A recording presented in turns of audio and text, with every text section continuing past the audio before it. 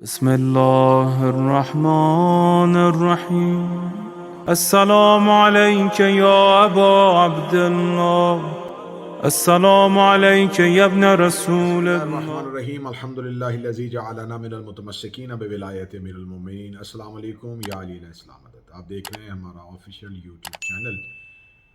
یہ زمانہ fifth generation کا زمانہ ہے، یہ زمانہ ثقافتی یلغار اور تہذیبوں کی ٹکراؤں کا زمانہ ہے، کلیش آف سویلائزیشن کا دور ہے۔ اس میں یہ جنگ جسموں کی بجائے اعصاب کے ذریعے ہوتی ہے۔ سوچ و فکر کے زاویے کو تبدیل کر دیا جاتا ہے اور ملکوں پر قبضہ کرنا اور سرحدوں پر چڑھائی کرنے کی بجائے سوچ و فکر کو کنٹرول کیا جاتا ہے۔ اب آج کی ہماری ویڈیو کا تعلق پاکستان میں نافذ کیے ہوئے یکساں تعلیمی نصاب کے متعلق ہے۔ قومیں ہمیشہ تہذیب کی بنیاد پہ پروان چڑھتی ہیں اور تہذیب ہی کی وجہ سے قومیں زندہ رہتی ہیں۔ جب کسی قوم کی تہذیب کو تبدیل کر دیا جاتا ہے اور یا مٹا دیا جاتا ہے تو وہ قوم ہمیشہ کے لیے ختم ہو جاتی ہے۔ اور تعلیمی نظام جو ہوتا ہے وہ کسی بھی تہذیب اور کسی بھی ثقافت کا ایک تولیدی عنصر ہوا کرتا ہے۔ تہذیب و ثقافت کی عمریں طولانی ہوتی ہیں اور ان کی جو میجر وجہ ہے وہ اس کا نظام تعلیم ہوتا ہے۔ نظام تعلیم میں نصاب وہ بنیادی عنصر ہے جو اعتقادات، نظریات، مذہبی معاشرتی رسوم اور اخلاقی اقدار کو دوسری نسلوں تک ہمیشہ کے لیے قائم رکھتا ہے۔ نظام تعلیم معاشرے میں تبدیلی اور سماجی کنٹرول کا ایک طاقتور اور مؤثر ترین ذریعہ ہوتا ہے۔ دراصل تعلیمی ادارے ہی انسان ساز فیکٹریاں ہوتی ہیں اور تعلیمی ادارے ہی وہ ادارے ہوتے ہیں جہاں پر ایک نسل کو ترتیب دیا جاتا ہے۔ میرے ملک میں گزشتہ 2 سالوں سے ایک سازش تیار ہو رہی تھی جس کے محرکات کو ہم نے محسوس کیا اور اس کے لیے آواز بھی بلند کی، اور اسی آواز بلند کرنے کی پاداش میں جلا وطنی اور ہجرت کو بھی دیکھا۔ لیکن یہ ایک بالکل الگ موضوع ہے اور اس پہ انشاءاللہ ہم بہت جلد اپنی مکمل ویڈیو ثبوت کے ساتھ آپ کے سامنے لے کے آئیں گے۔ لیکن آج کی ہماری ویڈیو کا مقصد پاکستان میں یکساں تعلیمی نصاب ہے۔ سب سے پہلے پاکستان کی پنجاب اسمبلی میں ایک بل پیش کیا گیا جس میں اہل بیت علیہم السلام کے نام کے ساتھ علیہ السلام کی بجائے رضی اللہ لکھنے کی تجویز پیش کی گئی۔ اس کو یکسر مسترد کیا گیا، ہم نے بھی اس کے لیے آواز اٹھائی۔ پھر اس کے بعد ایک دوسری سازش ہوئی کہ یکساں قومی نصاب، ایک ایسا نصاب ملک میں نافذ کر دیا جائے جس میں بنی امیہ کو اسلام کا وارث بنا کر پیش کیا جائے۔ جو کام مدتوں سے تاریخ کے مورخین نہیں کر سکے، جو کام بڑے بڑے سلاطین اور جابر بادشاہ نہیں کر سکے، وہ کام ایک خاموش اور خفیہ طریقے سے تعلیمی نصاب کے ذریعے سے کیا جانے لگا، جبکہ اسلام کے حقیقی رہنماؤں اور اسلام کے وارثوں کو یکسر نظر انداز کیا گیا۔ تعلیمی اداروں میں قرآن مجید کی تعلیم کو لازمی قرار دیا گیا اور ہر مسلمان کا یہ دینی فریضہ ہے قرآن کا علم حاصل کرنا، قرآن کی تعلیم حاصل کرنا۔ اس سے تو کوئی مسلمان انکار نہیں کر سکتا۔ لیکن اب یہاں میں یہ بات کہوں گا، جیسے جنگ صفین میں مولا حضرت امیر المومنین کے مقابلے میں قرآن کو نیزوں پہ بلند کر لیا گیا تھا تاکہ قرآن کی آڑ میں امت کو نقصان پہنچایا جائے۔ اب یہاں پر یہی ہو رہا ہے کہ تعلیم قرآن کا جہاں یہ آواز اٹھائی جا رہی ہے کہ تعلیم قرآن کو سکولوں میں اور اداروں میں لازمی قرار دیا جائے، اب وہاں پہ ہوگا کیا؟ جہاں تعلیمی اداروں پہ قرآن کی تعلیم کو لازمی قرار دیا جائے گا وہاں نئے اساتذہ بھرتی کیے جائیں گے جو تعلیم قرآن کے لیے ان اداروں میں آئیں گے۔ اب وہاں پر کل عدم جماعتوں کے افراد کو لیا جائے گا، مدارس کے فارغ التحصیل افراد کو لیا جائے گا، جو وہاں پر آ کے ہماری نسلوں کے ذہنوں میں، فکروں میں انجیکٹ کریں گے اپنی سوچ کو، اپنے نظریات کو، اپنے تعصب کو، اور پھر زمانے میں ایک انتشار پیدا ہوگا۔ جیسا کہ پاکستان کے ایک نجی ٹی وی چینل دنیا نیوز کے پروگرام نقطۂ نظر میں گفتگو کرتے ہوئے مجیب الرحمان شامی سے پنجاب اسمبلی کے اسپیکر جناب پرویز الہی نے اس بات کا اعتراف کیا کہ نظام تعلیم کا جو قرآن کا ایک تعلیمی نظام لے کے آ رہے ہیں اس کے لیے ہمیں نئے اساتذہ بھرتی کرنے ہوں گے۔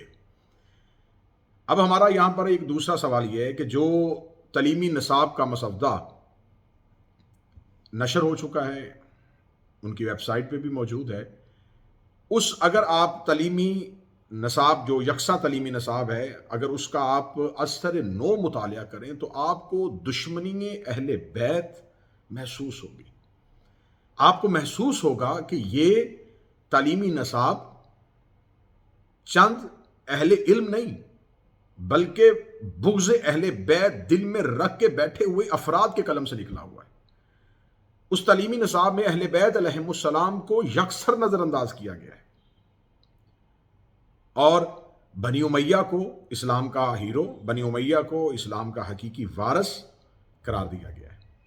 اگر میں اس یکساں تعلیمی نصاب کو آپ کے سامنے اس انداز میں بیان کروں کہ جیسا جو اس کی جو خامیاں ہم نے نوٹ کی ہیں، تمام صفحہ نمبر کلاس سے ششم تا ہشتم 6 سے لے کے 8 کے مجوزہ ڈرافٹ جو تیار کیے گئے اس میں درود پاک میں تبدیلی کی گئی ہے. 1400 سال سے پوری امت مسلمہ میں ایک ہی درود رائج ہے جو تمام مذہب اسلام کے جتنے بھی فرقے ہیں، اللہم صلی علی محمد وعلی آل محمد، اس کے بعد درود ابراہیمی کی صورت میں درود جو تھا موجود تھا اور دنیا کے 57 اسلامی ممالک میں یہی درود رائج تھا. 5 ارب مسلمان یہی درود نماز میں پڑھتے تھے. لیکن اب اس درود کو تبدیل کیا گیا.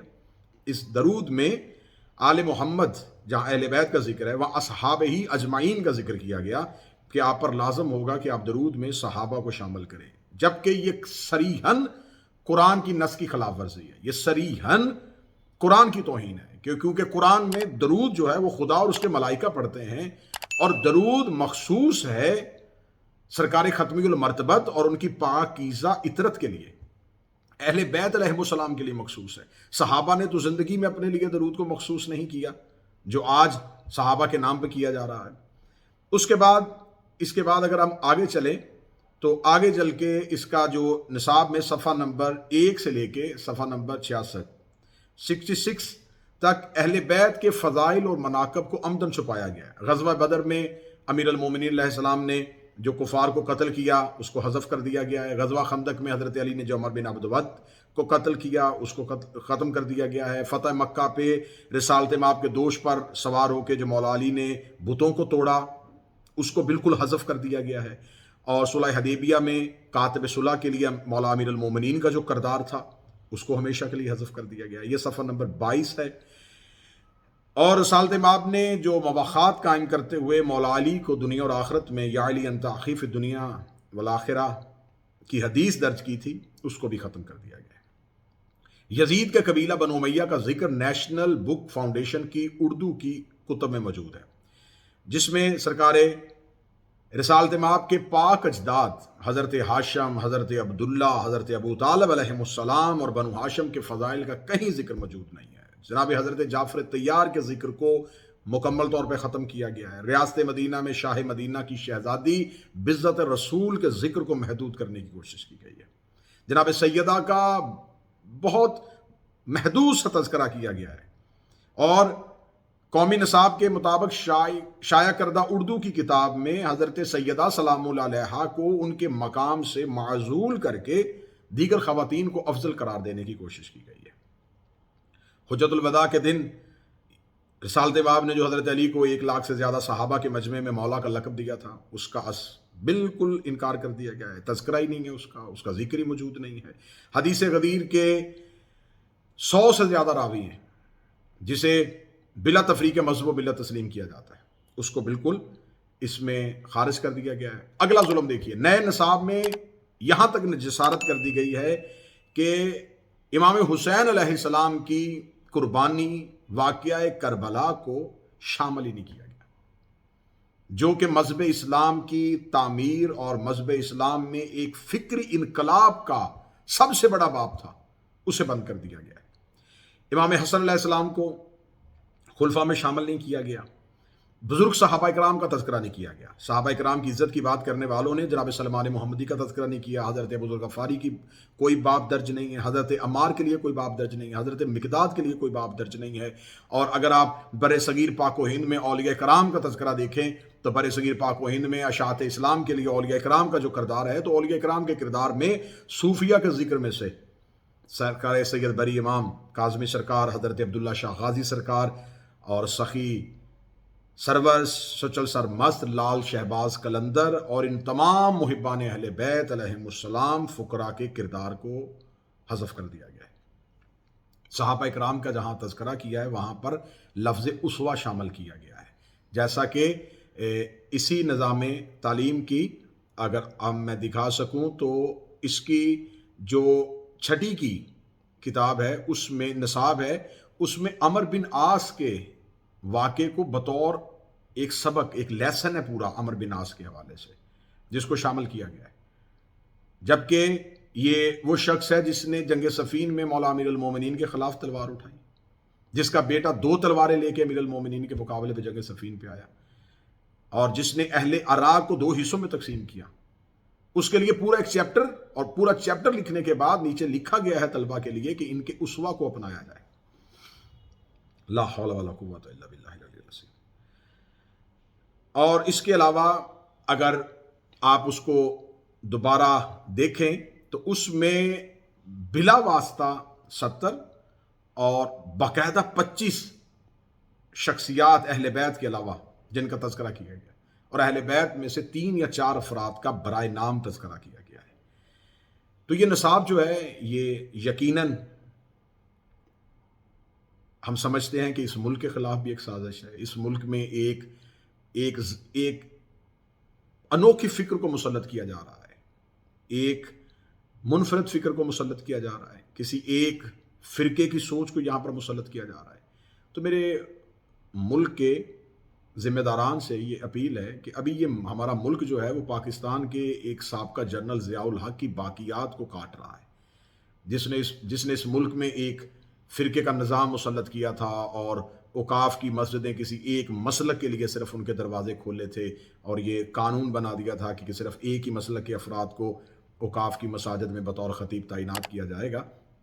تو جو دہشت گردی کا کلچر لے کے آیا تھا، جو اس ملک میں کلاشنکوف کا کلچر لے کے آیا تھا، جو اس ملک میں طالبانائزیشن کا کلچر لے کے آیا تھا، ابھی تک تو ہم اس کی جڑیں کاٹ رہے ہیں۔ میرے پاکستان کی پاک افواج ابھی تک تو بے شمار قربانیاں دے کے، شہداء کی قربانیاں دے کے، جنازے اٹھا کے ہم آئے روز ابھی تک تو اس دہشت گردی سے ابھی باہر نہیں نکل رہے، اور یہ ایک نظریاتی دہشت گردی، ایک فکری دہشت گردی ہم پر مسلط کرنے کی کوشش کی جا رہی ہے۔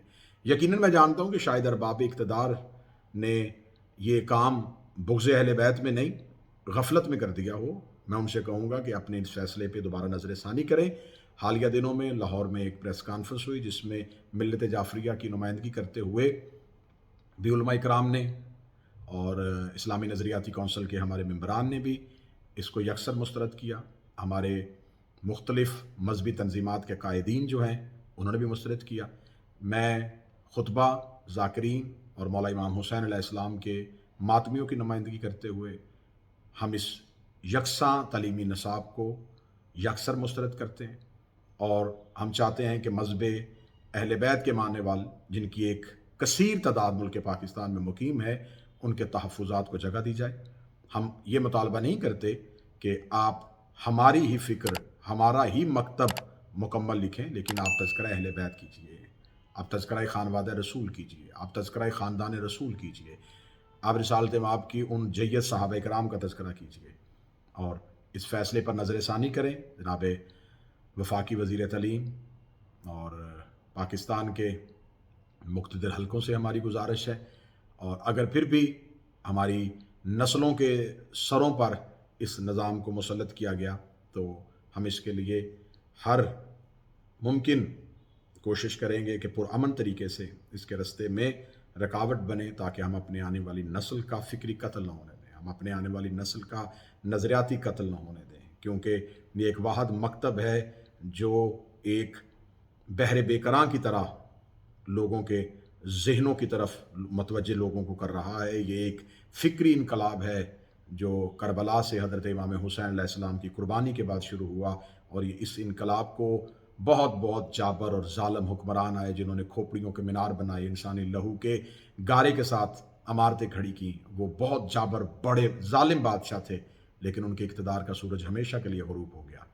ذکر حسین، ذکر اہل بیت آج بھی بلند ہے، کیونکہ ذکر کا وعدہ خدا نے کیا تھا، کیونکہ انہوں نے اللہ کے ذکر کو بلند کر دیا۔ اب ان کے ذکر کا تحفظ کرنا اللہ ہی کی ذمہ داری ہے۔ ہماری صرف फ़र्ض یہ ہے کہ ہم نشاندہی کرتے رہیں گے اور اپنی قوم اور اپنے افراد کو اس یکساں تعلیمی نصاب کے ذریعے آگاہ کرتے رہیں گے کہ یہاں ہماری قوم کے آنے والی نسلوں کے کہاں کہاں کیا کیا خدشات ہیں۔ اپنی دعا میں یاد رکھیے گا۔ خداوند متعال میرے ملک پاکستان کی سرحدوں کی حفاظت فرمائے، میرے ملک پاکستان کو شریروں کے شر سے، حاسدین کے حسد سے ہمیشہ کے لیے محفوظ و مامون فرمائے، اور میرا مالک اس امت کے لیے حق سمجھنے، حق بولنے، حق سننے، حق سوچنے اور حق کہنے کی توفیق عطا فرمائے۔ دعا میں یاد رکھیے گا۔